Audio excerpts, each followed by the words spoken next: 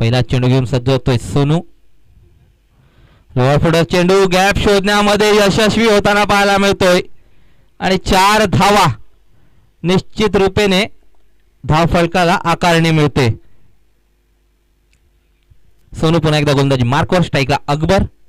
पुन्हा lower footer चेंडू. यावेळेला चेंडू सोडणार नाही.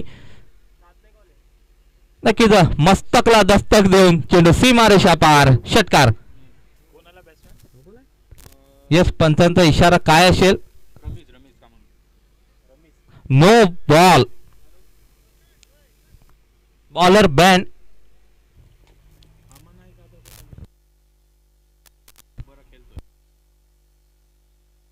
स्लोवर चेंडू होता. पुरेपूर फायदा उचलला जातोय. स्वतःच्या मनगडातली ताकद तिकडे दाखवताना पाहायला मिळतोय अकबर. चेंडू सीमारेषा पार.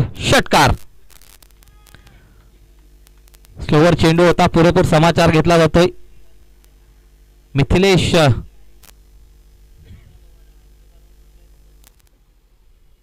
यावेळेला पुन्हा एकदा उत्तुंग षटकार. मोठा फटका अकबरच्या बॅट मधून. धावफलक या षटकाराने वेगाने पुढे सरसावलं जाते ते म्हणजे 35 या धावसंख्येवर. 4 धाब्यांची अजूनही गरज असेल. 3 चेंडू टाकून झाले. चेंडू द्यायचा आहे मैदान